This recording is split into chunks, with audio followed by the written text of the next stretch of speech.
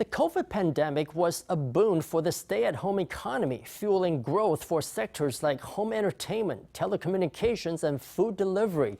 But with COVID now a distant memory, online meal delivery platforms have had to adapt to survive. Although some market players have announced losses and layoffs, other delivery businesses have pivoted and expanded their services. Food delivery is seen as part of the lazy economy, but running such a service and turning a profit is anything but effortless. Today in our Sunday Special Report, we peek behind the scenes at what makes the industry tick. Carrying boxes in pink, green, orange, and blue, an army of scooters threads through traffic and zips through the alleys of Taiwan. Food deliverers have become an inconspicuous element of everyday life.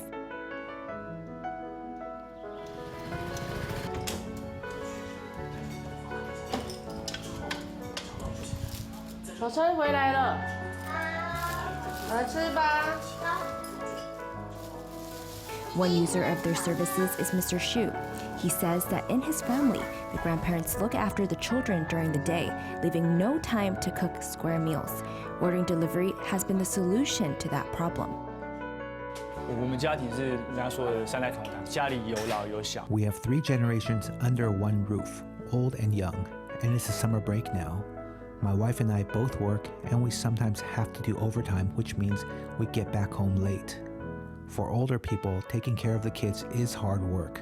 Adding cooking to the equation would be impossible, so we order food on delivery platforms.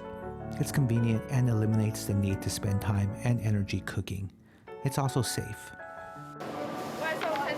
According to the Ministry of Economic Affairs, in April 2019, about 43% of Taiwanese restaurants offered some form of delivery service. After the start of the COVID pandemic, the figure shot up to 56% in April 2020. And after the Taiwan CDC imposed level 3 epidemic restrictions and banned dining in at restaurants, demand for food delivery skyrocketed. By June 2021, 67% of businesses were offering delivery. I think there have been several key factors. First is digital literacy, or rather, how people have developed the habit of using mobile services like this. It's become very common to use such services. The second factor has to do with the consumers of these delivery services. Over the past 2 or 3 years of COVID, they've gotten accustomed to ordering food delivery.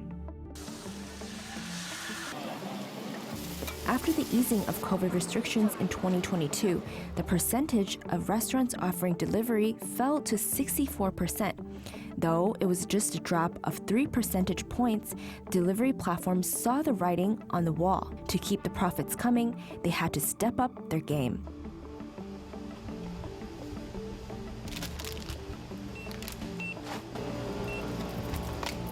Beep after beep, the employee scans items ordered by a customer and puts them in the cart. He marches through the aisles looking for drinks, cookies, and even fresh produce and meat. He bags items and places them on a shelf to be collected by a delivery driver. These are the workings of a virtual supermarket in Taipei's Nehu district. Here, customers can't just pop in to browse items, as all the goods here are exclusively for online ordering. Why is it that meal delivery platforms are also shipping fresh produce and household items? The main reason is that after COVID restrictions were lifted, people went back to restaurants, spurring demand for some home-delivered meals.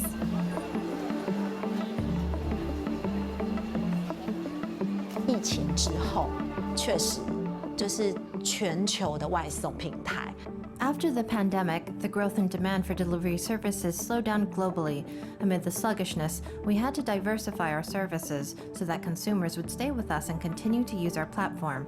So we got involved in helping out with all aspects of daily life. We don't just deliver food. Now we also do fresh produce and daily necessities. Starting 2022, several online delivery platforms around the world announced layoffs and losses amid high operating costs. One of them was the US's largest food delivery company, DoorDash, which cut more than 1,200 corporate jobs. Over in Japan, leading delivery platform Demakan has posted losses since 2022 after being in the business for more than 20 years.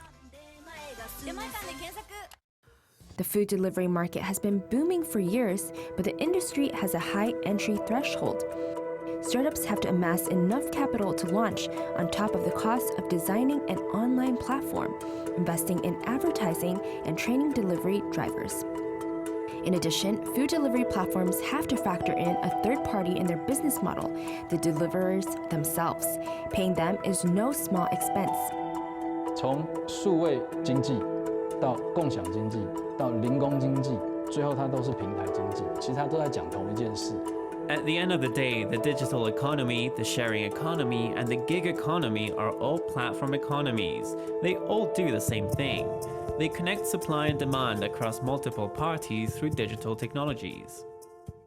Your game's looking a bit sloppy. Here, let me help you clean that up.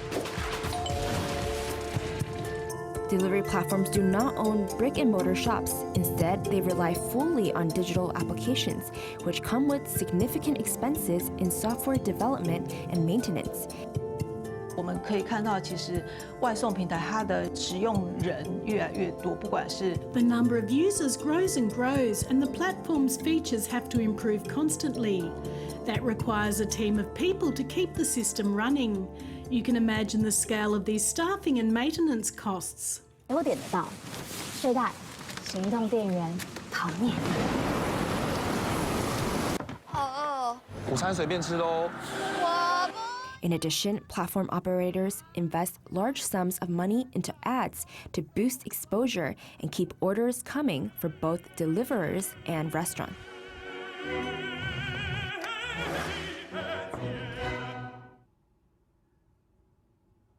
所以他要努力打广告，增加了曝光度。They put a lot of effort into advertising to increase exposure, so that when consumers want to order a meal, they'll think of the platform. Take DoorDash as an example. In the third quarter of 2022, they spent 35% of their revenue in advertising.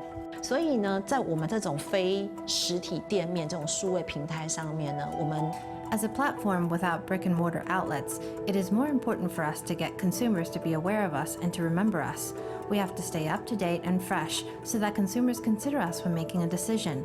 We aim to be the top choice in the minds of consumers.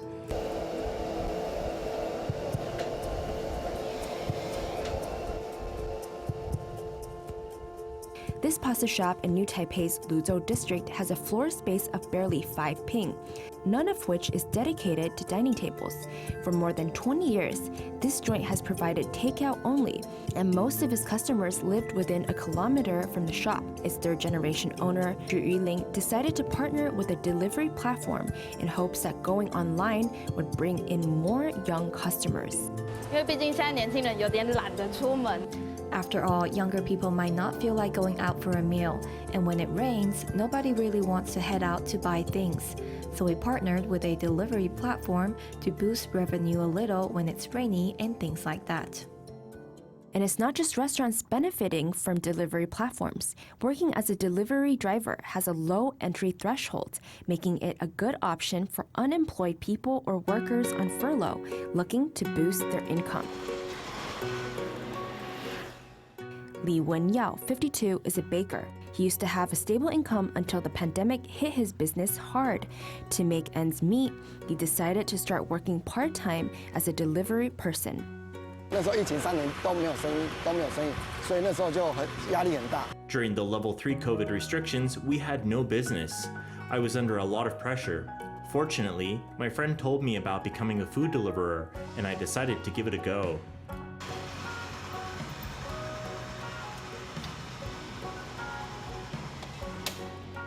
It was originally just a side gig, but eventually Lee got so proficient at food delivery that it became his full-time job. 现在主要是以 Panda 为主要，然后烘焙为兼职。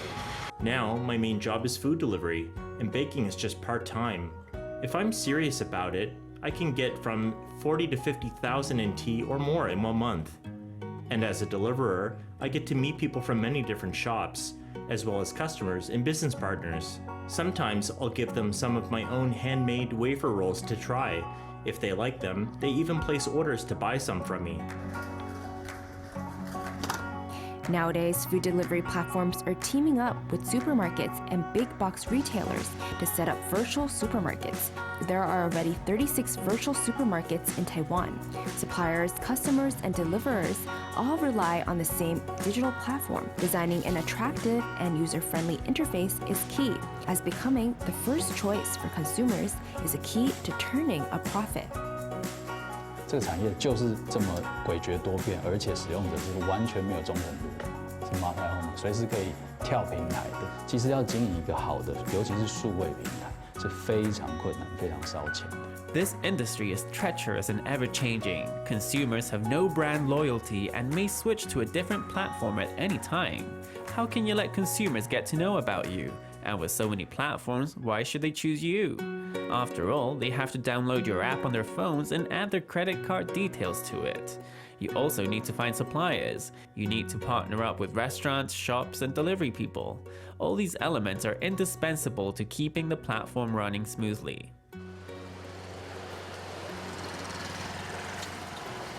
Delivery platforms have sometimes been dismissed as part of the lazy economy. But this kind of digital venture is an important emerging industry that draws on elements from the sharing economy. 所以其实我们就是在同一条船上，一起在努力着整个平台经济。 We are all in the same boat, working together to grow the platform economy, be it in scope, in vision, or its sustainability. Nowadays, ordering food on a delivery platform is something many of us take for granted. But to keep this convenient industry running, operators have the monumental task of coordinating people across many sectors to ensure everyone ends up winning.